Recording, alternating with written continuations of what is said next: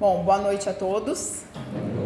Eu agradeço a presença de vocês aqui hoje e agradeço a oportunidade de eu estar aqui, agradeço o convite, tanto dos encarnados quanto dos desencarnados, né? Esse tempo está estranho, então todo mundo que conseguiu sair de casa e está aqui está de parabéns. A ideia é nós falarmos um pouquinho sobre o autoconhecimento, que é um tema que logo que nós adentramos a casa espírita, nos é muito cobrado. Muitas vezes é utilizado o termo reforma íntima. Tem um trecho do Livro dos Espíritos que fala, que lembra o que um sábio da antiguidade nos falou, que precisamos conhecermos-nos a nós mesmos, Conhece-te a ti mesmo. Para que nós possamos fazer a transformação moral que nos é exigida no capítulo 17, no item 4 do Evangelho segundo o Espiritismo, nós precisamos nos conhecermos. Então, para compreendermos as raízes profundas das nossas imperfeições e as barreiras que nós mesmos criamos ao redor dessa nossa evolução, é indispensável realizarmos o autoconhecimento, olharmos para dentro de nós mesmos, enxergarmos as nossas próprias sombras, as nossas próprias mazelas, os nossos defeitinhos, os nossos desafios evolutivos, as nossas fraquezas, os nossos equívocos, os nossos arrependimentos. Quando nós somos mais jovens nesta existência, fica mais difícil nós termos arrependimentos. Conforme os anos, a nossa experiência vai passando, começam os arrependimentos, Porque eu disse isso, porque eu fiz isso, porque eu fiz aquelas escolhas, porque eu não levei a minha vida daquela outra forma, porque eu não segui o conselho que me foi dado. Talvez, se eu tivesse agido diferente, a minha vida seria melhor hoje. Se eu tivesse feito escolhas diferentes, se eu tivesse estudado mais, trabalhado mais, poupado mais, me estressado menos, me alimentado melhor, Conforme os anos vão passando, é muito comum que nós tenhamos esse tipo de arrependimento. Então, quando nós enxergamos tudo isso na nossa vida, nós enxergamos as nossas mazelas, as nossas dificuldades, muitas vezes nós passamos por um momento de melancolia, algumas pessoas de depressão, tristeza, autocomiseração. Só que é importante que nós não nos apeguemos a esses sentimentos, a essas sensações negativas diante de nós mesmos. Porque estas sensações, esse ódio, essa autopunição, esse desespero, eles não nos ajudam a termos uma vida melhor. Eles não nos ajudam a fazermos a verdadeira reforma íntima. Não nos ajuda a irmos para frente. Muitas vezes, eles fazem o quê? Eles nos ajudam a nos autossabotarmos, a ficarmos estagnados, a ficarmos parados naquela dor, naquele sofrimento, naquele equívoco, naquele arrependimento, no pensamento do passado. Eu pergunto, será que todas essas pessoas que nós conhecemos, que ficam presas ao passado, será que é apenas uma situação da mente ou é algo que elas não conseguiram lidar com esses desafios e essas escolhas que nós fazemos todos os dias? E nós, será que nós não temos uma vida melhor por estarmos presos em todas esses desafios, todas essas dificuldades que nós vivemos no dia a dia? E nas nossas reclamações? Quem aqui que tem o hábito de reclamar? Vocês sabem que reclamar significa clamar 2 vezes. Então, quando eu reclamo, eu estou pedindo mais daquilo que não está bom para mim.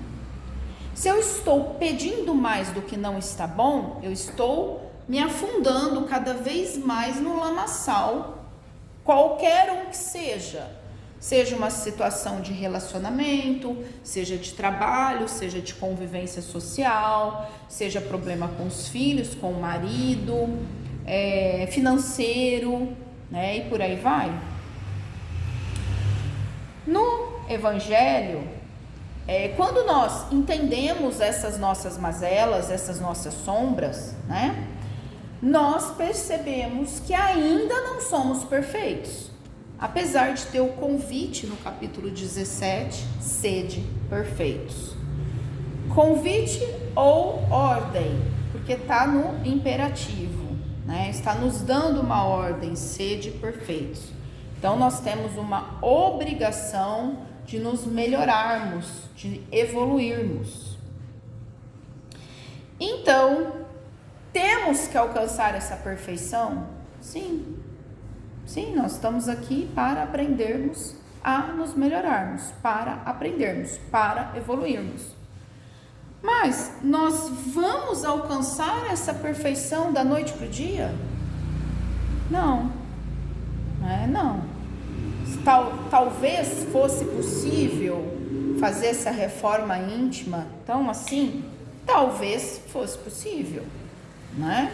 Mas no dia a dia, sabendo das nossas dificuldades, de como é difícil nós mudarmos os nossos hábitos, de como é difícil interrompermos um ciclo de erros, a gente entende que nós não vamos virar Jesus da noite para o dia, né? Mas Jesus é o nosso modelo e guia. Então, nós temos que trabalhar diariamente para nos melhorarmos, para vencermos essas nossas mazelas. No livro Pão Nosso, que eu coloquei aqui, que ele foi psicografado por Chico Xavier e Emmanuel, né? Ensina-nos que a reforma íntima não acontece em um único dia. É um trabalho que exige uma vida inteira.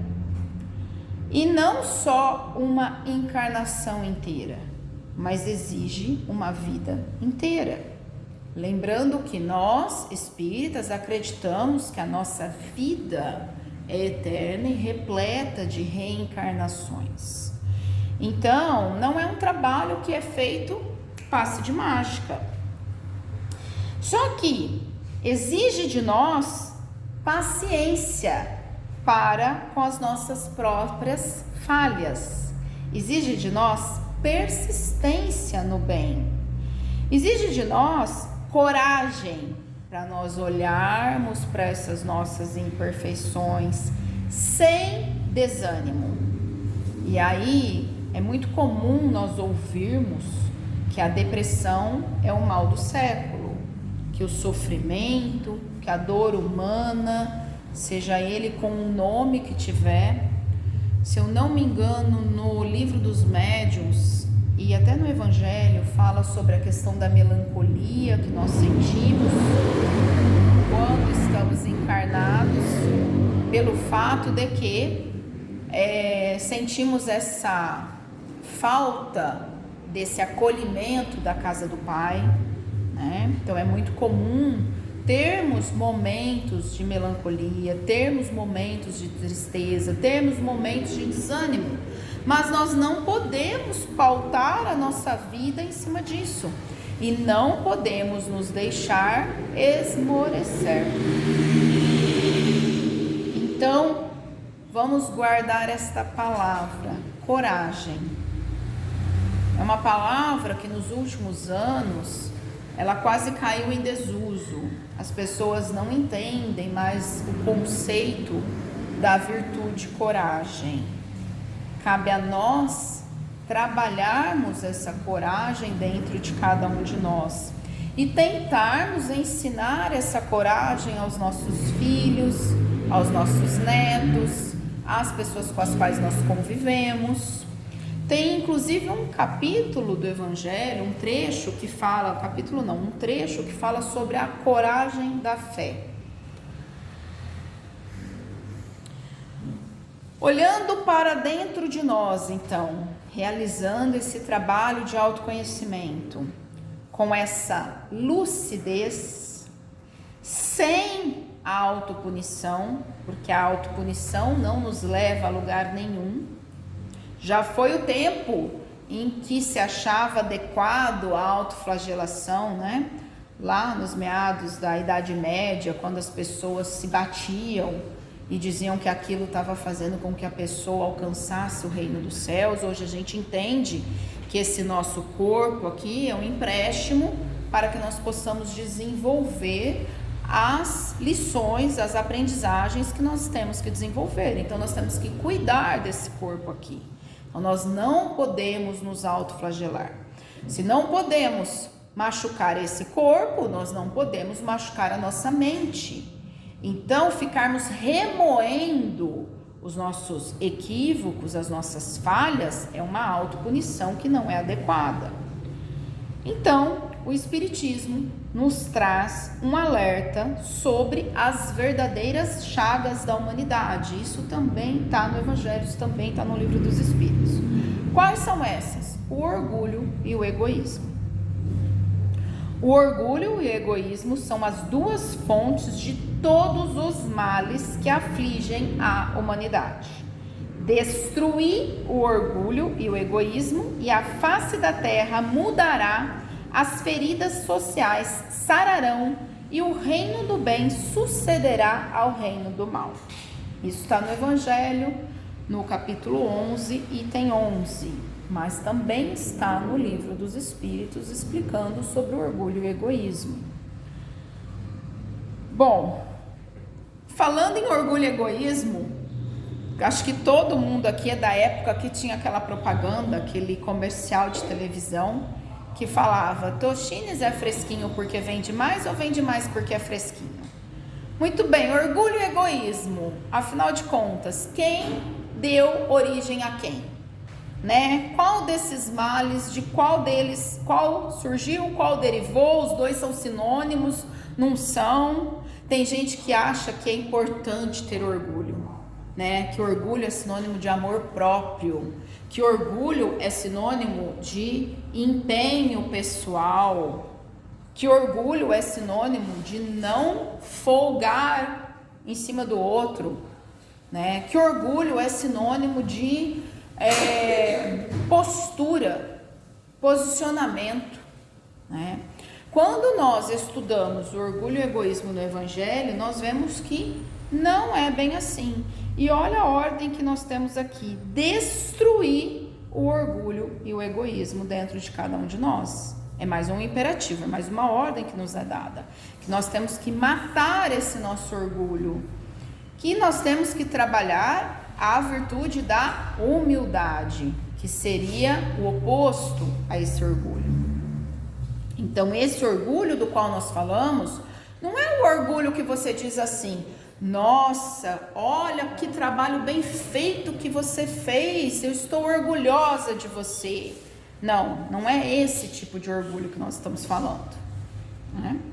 O orgulho é aquela sensação de se sentir acima do outro, talvez, de se sentir talvez diferenciado por alguma razão, e não é positivo.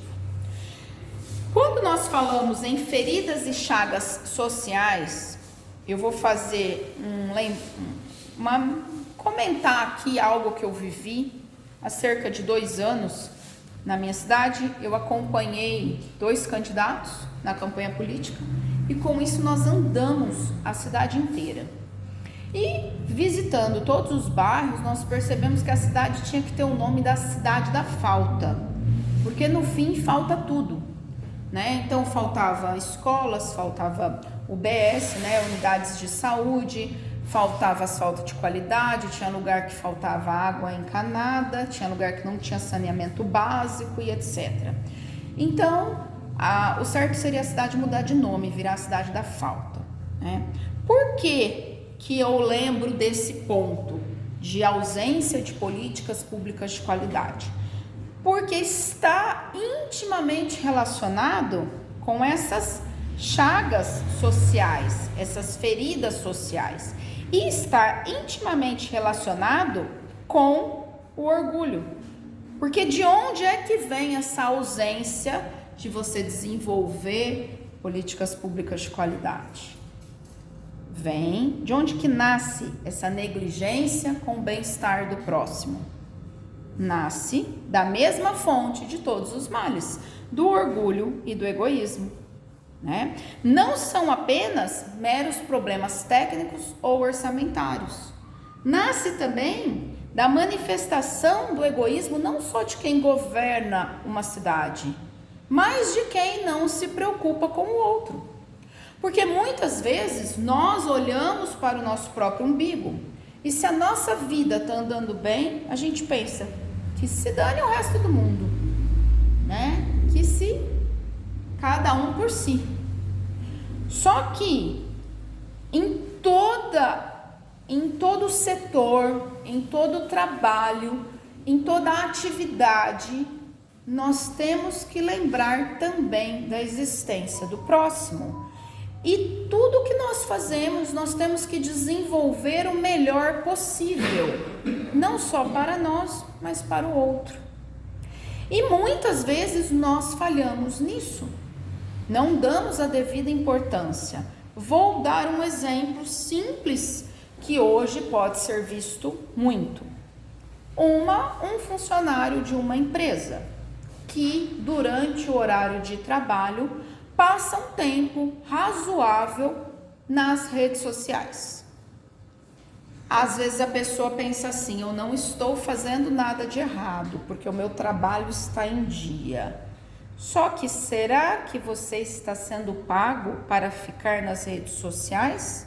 Ou será que você está sendo pago para desenvolver a sua atividade o melhor possível e auxiliar o seu empregador em tudo que for necessário? Vamos pegar um professor.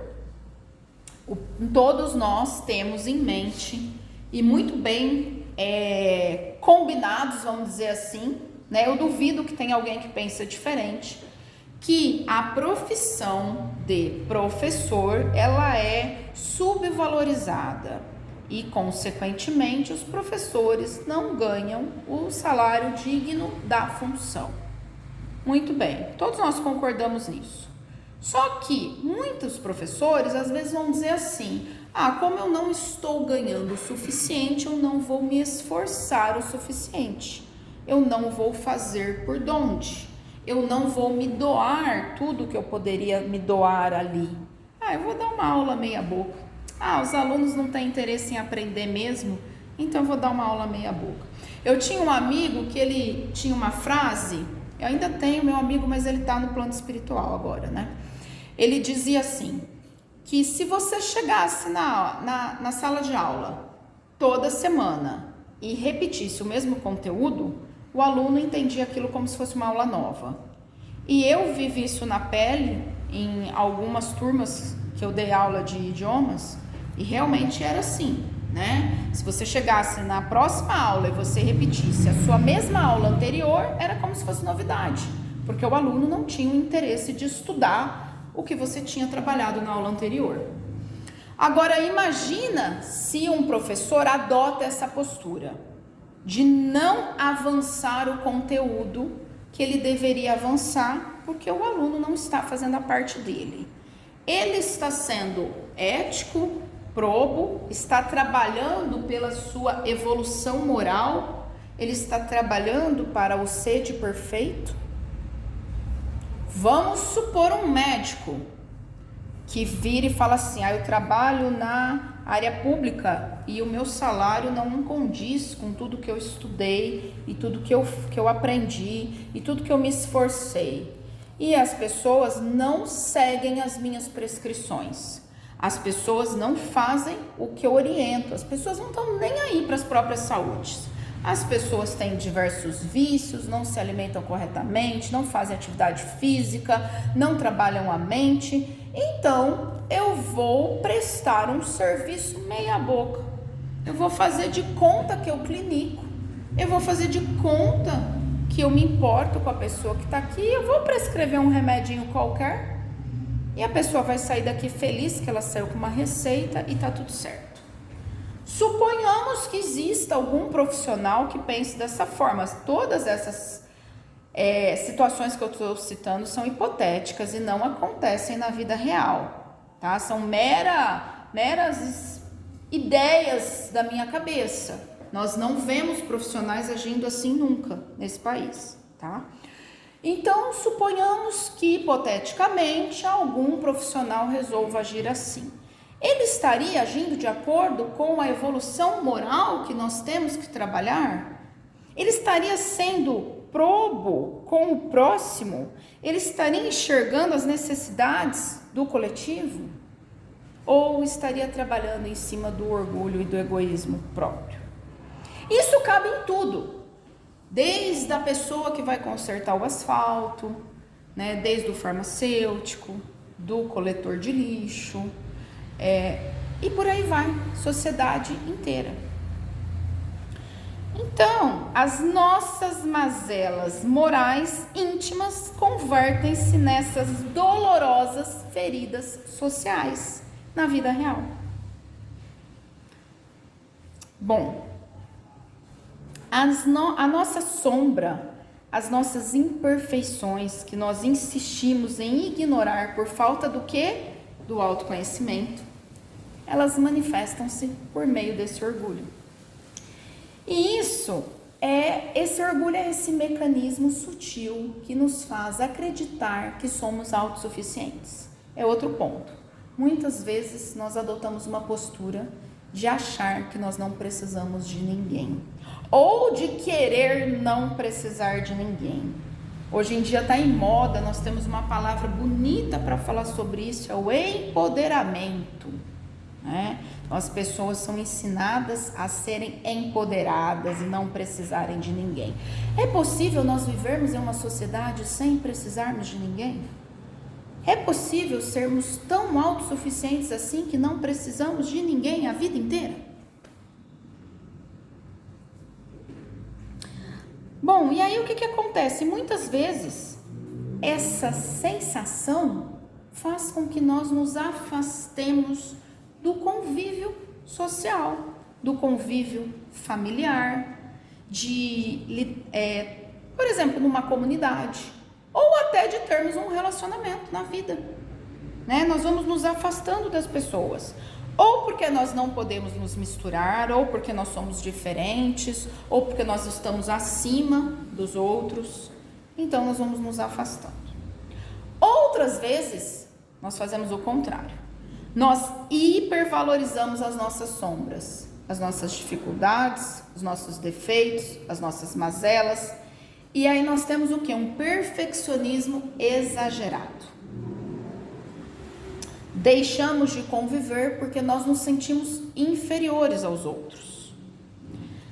Ou é uma espécie de autopunição, igual eu mencionei antes, né? Nós achamos que nós temos problemas psicológicos, psiquiátricos.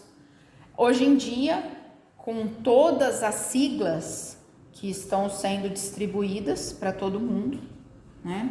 Fica muito confortável nós utilizarmos isso para nós não nos obrigarmos a aprender a conviver com o próximo, né? Então, eu não preciso aprender a respeitar um ambiente porque eu tenho TOD, transtorno opositor desafiador. Então, eu não preciso aprender a respeitar os próximos.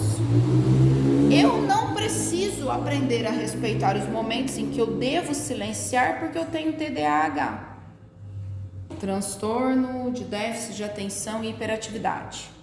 Então, eu não preciso aprender a respeitar espaço nenhum, porque afinal de contas, eu sou laudada, eu não preciso disso, né? Conforme a pessoa vai ficando mais velha, às vezes, ela acha que ela não precisa respeitar mais ninguém, porque ela já viveu a vida dela. ou porque ela é superior a todo mundo porque ela é mais velha. Então nós temos assim, de todos os lados, nós não temos como falar assim, olha, nossa dificuldade de convivência social vem de um único grupo específico. Embora muitos queiram encontrar algozes, né? Na nossa sociedade de hoje, todo mundo quer botar a culpa em alguém, né? Todo mundo quer achar um bode expiatório para os seus próprios problemas. Então, é muito comum nós tentarmos dizer que tudo que nós vivemos hoje é problema. Vou dar exemplos torpes, né? Exemplos idiotas aqui, extremos, mas é para terem uma noção de que falta um raciocínio lógico, né? Então, hoje, vamos supor, nós temos um problema grave na nossa comunidade por conta da atuação deste ou daquele presidente.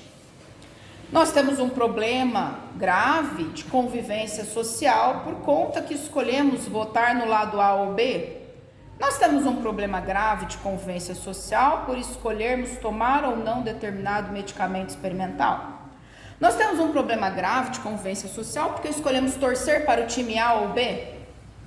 Né? Temos um problema grave de convivência social porque escolhemos assistir ou não novelas de determinada emissora de televisão. E por aí vai.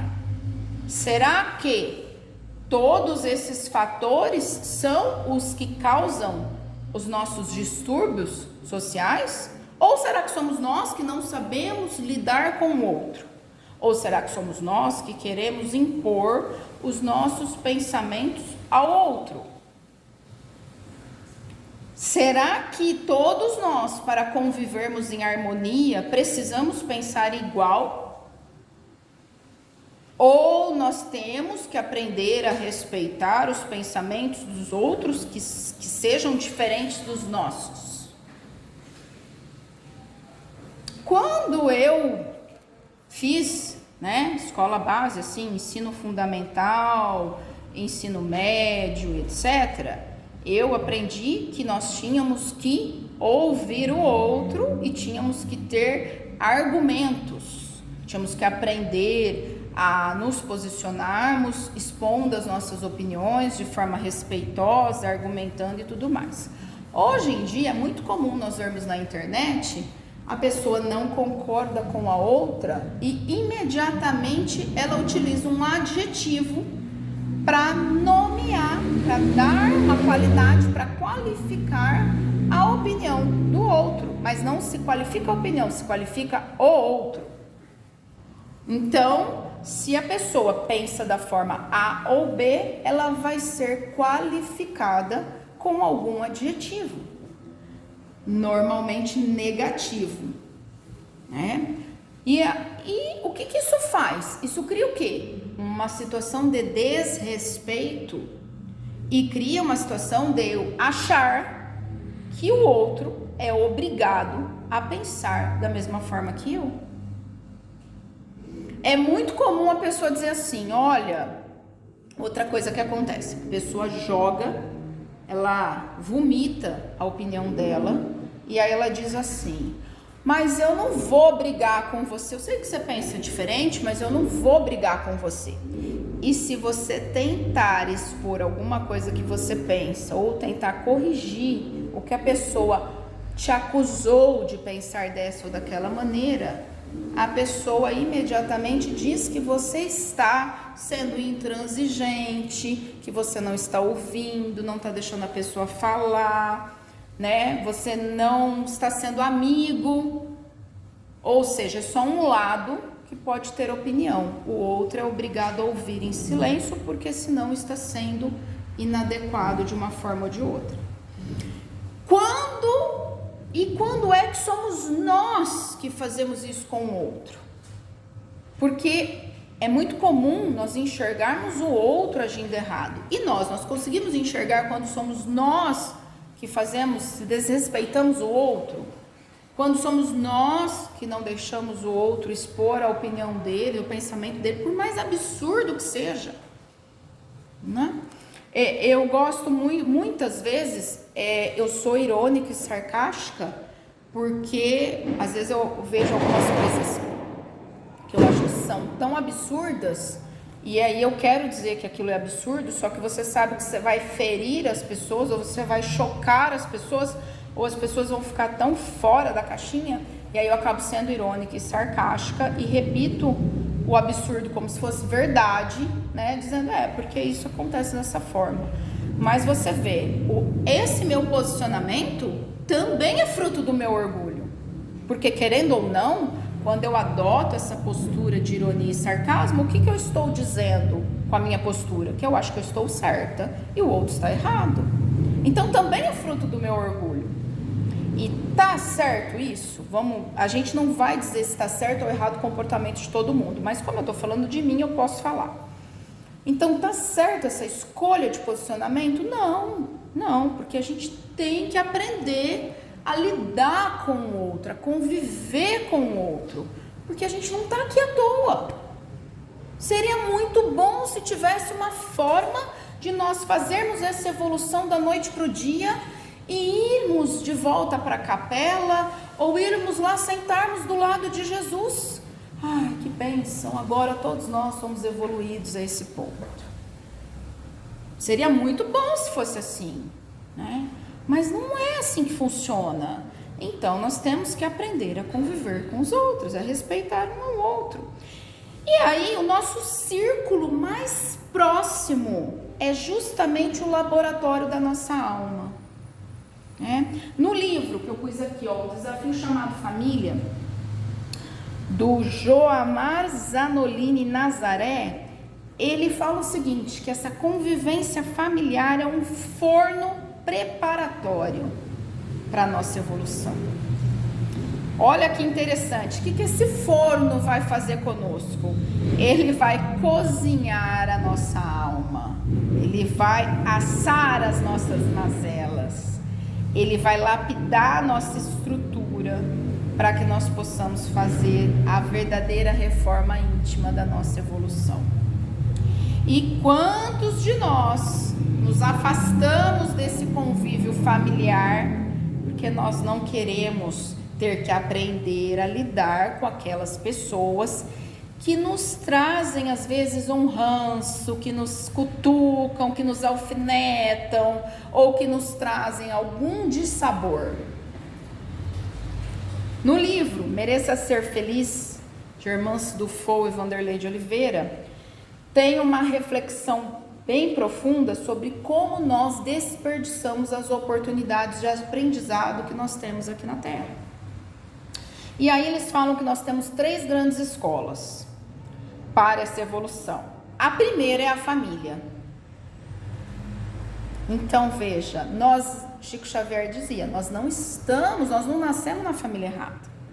Nós não nascemos no país errado, nós não nascemos na cidade errada, no bairro errado, na casa errada, tá tudo certo. Nós viemos para o lugar que nós precisávamos vir para desenvolvermos aquilo que nós temos que aprender, né? Muitas vezes, então, nós guardamos mágoa e nós rejeitamos essa convivência com a nossa família e nos afastamos. Então, nós desperdiçamos a oportunidade de aprender e de nos melhorarmos ali. Aí nós temos a segunda e a terceira escola, que elas podem ter ordens invertidas dependendo da criação que nós tivemos, a educação que nós tivemos, as escolhas que nós fizemos. É o casamento e o trabalho. Gente, hoje em dia, o que todo mundo aprende desde muito pequeno? Não se case, né? A gente tem várias piadinhas assim, inclusive uma delas fala assim, você quer conhecer uma pessoa, o pessoal do direito, né? Quer conhecer uma pessoa, divorcie-se dela. Então assim, veja, nós aprendemos, hoje em dia nós temos uma sociedade que ensina as pessoas que não é mais necessário você constituir uma família. Então, vai para o estudo e trabalho, né, como segunda escola. Mas quem teve uma criação mais conservadora, talvez a segunda escola seja o casamento e depois vem o trabalho, seja no lar ou fora do lar, né? As duas escolas aí, o casamento e o trabalho. O que acontece? Você tem que aprender a conviver com as outras pessoas. Você tem que aprender a calar. Você tem que aprender a respirar fundo, contar até 10, contar até 1000.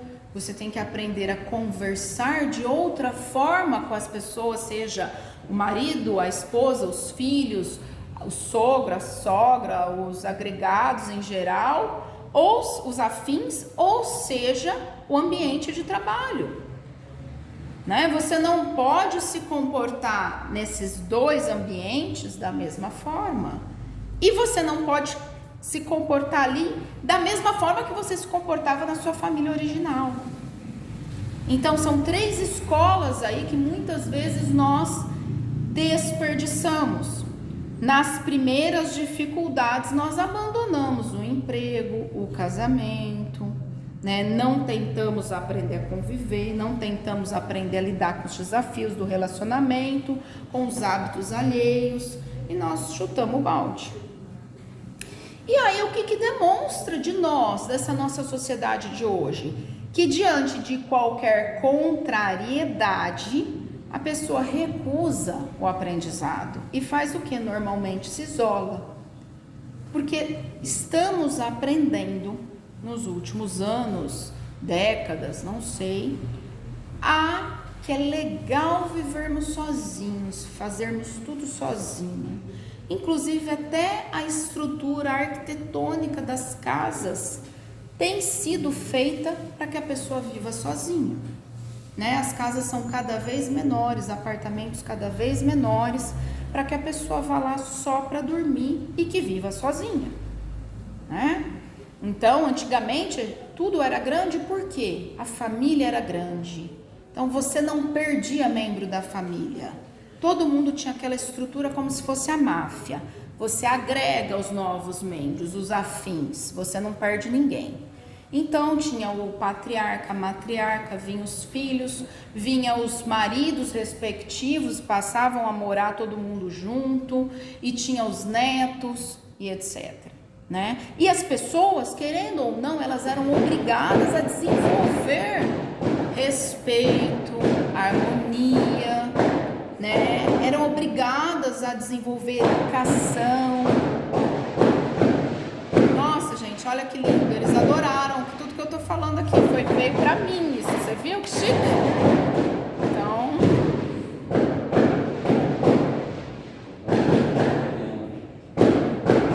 vamos aguardar um segundo, senão não tem como, não vai negócio, né? Ninguém ouve. Nem eu falando com a minha voz aqui à distância, não dá pra ouvir. Então, e hoje? Hoje, qualquer contrariedade leva a um afastamento mimado das pessoas envolvidas, né? Como se o outro tivesse a obrigação de agir de acordo com as nossas expectativas. Isso casa, de acordo com as nossas vontades, isso casa muito com o que eu estava falando um pouquinho antes. Vai se jogando fora oportunidades preciosas que a providência nos deu para a nossa reforma íntima, sem perceber que o problema não estava nos outros, não estava no ambiente, não estava no trabalho, não estava no marido, não estava na família, mas estava dentro de nós. E aí, cabe a gente lembrar daquela história antiga do barqueiro. Todo mundo já deve ter ouvido essa história. Que tinham 2 vilas, 2 cidadezinhas, separadas por um rio, e tinha um barqueiro que fazia a travessia de um lado para o outro. E veio uma pessoa e perguntou ao barqueiro: senhor barqueiro, como que é a cidadezinha do lado de lá da margem do rio? E aí o barqueiro perguntou para a pessoa: como que é a de onde você vem? A pessoa disse: nossa, é horrível, falta tudo. Virou e falou assim: os vizinhos são péssimos, todo mundo se intromete na sua vida, ninguém tá nem aí para você, se intromete na sua vida, mas não te ajuda na hora que você precisa. Olha, uma cidade horrorosa. O barqueiro virou e falou assim: do outro lado é igualzinho. Aí essa pessoa foi embora. Veio uma outra e perguntou ao barqueiro: senhor barqueiro, como que é a cidade do outro lado do rio? Aí o barqueiro perguntou: como que é a cidade de onde você vem? Essa pessoa disse assim: é maravilhosa, os vizinhos são uma segunda família, eles se acolhem, se ajudam, a gente comemora aniversário de todo mundo na rua, a gente faz uma festa só, é só festa, é uma maravilha, tudo é lindo, a gente tem árvores, tem flores. Ele falou: bom, do outro lado é igualzinho. Uma pessoa que estava parada e viu toda essa conversa perguntou para o barqueiro: mas escuta, a primeira pessoa o senhor falou que a cidade era horrorosa e a segunda o senhor falou que é linda e maravilhosa, afinal de contas, a cidade do lado de lá é boa ou é ruim? E o barqueiro respondeu: depende do que você carrega na sua própria alma, depende de você, de como você encara os desafios do seu dia a dia, depende do que você escolhe dar valor. Se você é uma pessoa que escolhe dar valor nas adversidades da vida e diz assim: na minha vida nada funciona bem, nada dá certo, eu tô cheio de problema, olha, que desgrameira. Se você dá valor às coisas negativas, tudo, qualquer lugar que você for do mundo, você só vai ver as coisas negativas. Agora, se você é uma pessoa que encara a vida de outra forma: nossa, minha vida é excelente, graças a Deus eu sou uma pessoa saudável, eu tenho disposição, eu tenho trabalho, eu consigo pagar as minhas contas, eu consigo viver bem, eu consigo ler, eu consigo escrever, eu enxergo, graças a Deus eu tenho condições de andar, eu tenho condições de fazer uma caminhada, uma atividade física, eu como bem, graças a Deus, minha vida é maravilhosa, eu tenho uma boa família, eu tenho amigos, eu tenho trabalho, etc. Se você tem um pensamento positivo, se você escolhe ser feliz diariamente, qualquer lugar que você tiver vai ser maravilhoso, porque você está carregando a essência dentro de você. E aí, nós somos essas pessoas. Nós somos essas pessoas que normalmente construímos a nossa realidade em cima de reclamações, que tem a ver também com o que eu disse um tanto quanto um pouquinho antes, né? Ao invés de nós construirmos a nossa própria realidade, escolhendo sermos felizes dia a dia, nós costumamos construir a nossa realidade em cima das desavenças, das mazelas e por aí vai. Fazendo um parênteses aqui, uma pequena análise sobre as nossas escolas citadas pelos autores do livro que eu comentei, é importante nós entendermos que, em relação ao casamento, as pessoas não são obrigadas a permanecerem casadas em relacionamentos ruins, tá? Não foi isso que eu disse. Às vezes a pessoa está num relacionamento tóxico, num relacionamento abusivo e acha que ela tem que ficar ali presa àquilo para o resto da vida, porque ela fala assim: bom, eu estou pagando os meus pecados agora, então eu vou viver isso, eu vou carregar essa mala azeda para o resto da minha existência, porque aí depois que acabar essa encarnação eu estou livre desse traste. É muito comum espírita falar isso: não, é meu karma, eu tenho que aguentar essa situação pro resto da vida. E no livro Emoções que Curam, dos mesmos autores, nós temos um dado que é libertador. Cerca de 2/3 dos casamentos que acontecem na Terra, eles não foram planejados antes da reencarnação. Eles não são kármicos, não são compromissos pré-agendados no plano espiritual, mas eles são uniões acidentais, por escolhas de interesses que não tem nada a ver com o que era para a gente estar escolhendo e que não tem nada a ver com o que era para a gente estar aprendendo ou fazendo, mas que por alguma razão a gente erra a mão e faz essas escolhas inadequadas. Tá? Às vezes por interesses materiais, às vezes por não tentar conhecer outra pessoa, às vezes por ter medo de ficar sozinho e tantas outras coisas mais. 2/3 dos casamentos que acontecem na Terra não eram para si.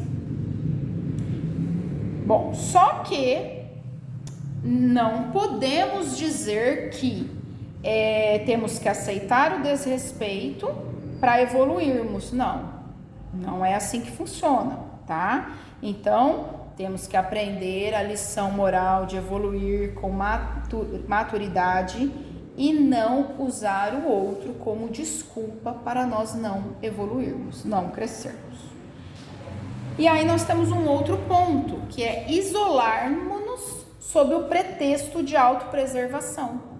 Então, muitas vezes nós nos isolamos para dizer assim, eu estou me preservando de desavenças, eu estou me preservando de qualquer outro problema. Então, isso também é um orgulho, o medo de ser confrontado, né?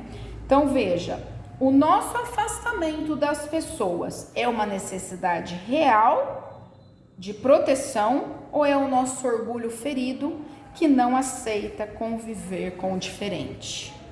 E aí a gente volta à reflexão que eu fiz antes sobre, será que todo mundo é obrigado a pensar igual a nós? Será que nós somos obrigados a sermos todos iguais para que nós possamos viver na mesma família, na mesma sociedade?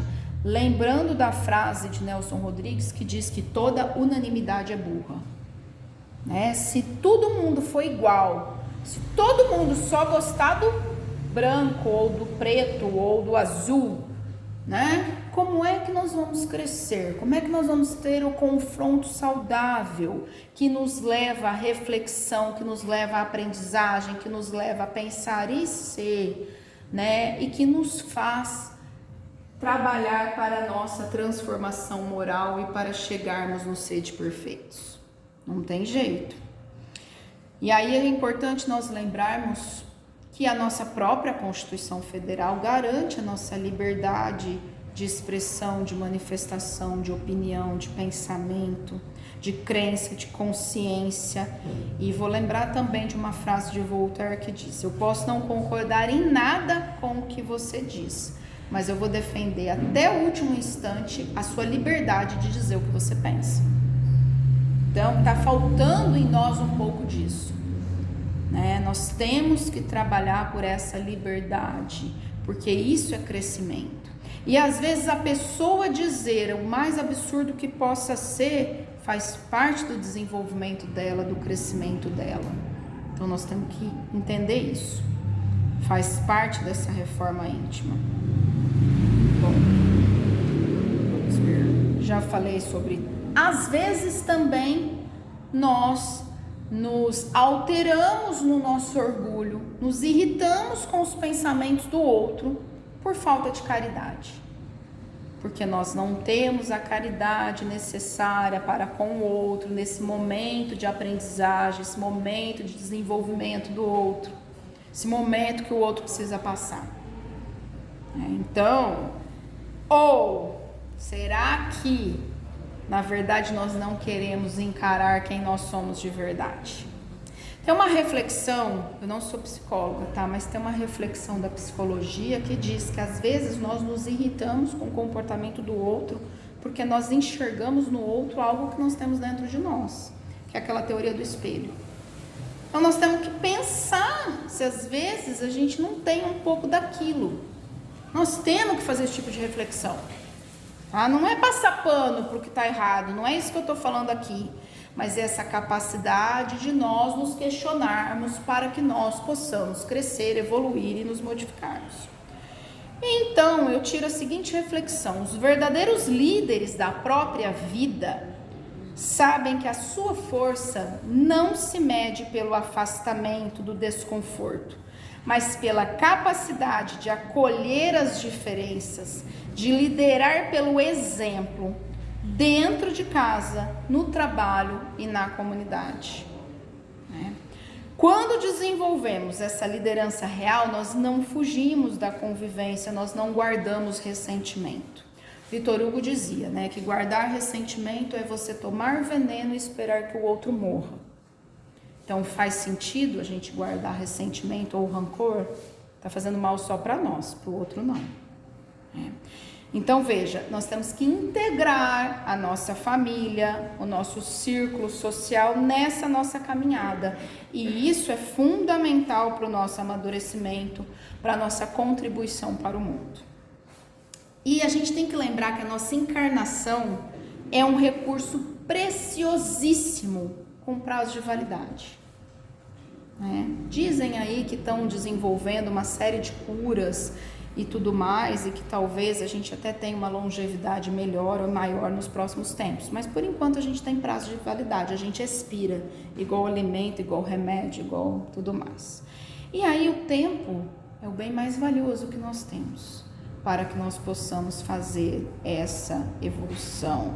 Então, adiar grandes passos, reconciliações pendentes e assumirmos responsabilidades com a desculpa de nós esperarmos o momento perfeito, nós somos cheios. Eu tô acabando, tá, gente? Eu sei que o nosso tempo tá estourando, mas eu tô acabando.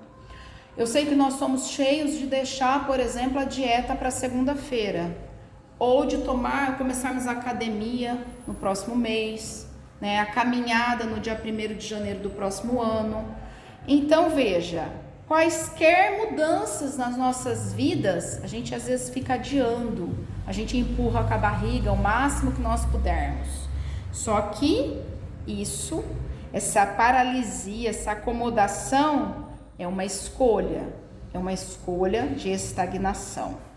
Quando nós nos transformamos numa alma madura, nós encontramos os nossos propósitos, seja no trabalho, num projeto social, na família, E aí, na construção de um vínculo, nós não podemos nos esquivar. Nós temos que assumir os nossos compromissos, nós temos que ter comprometimento.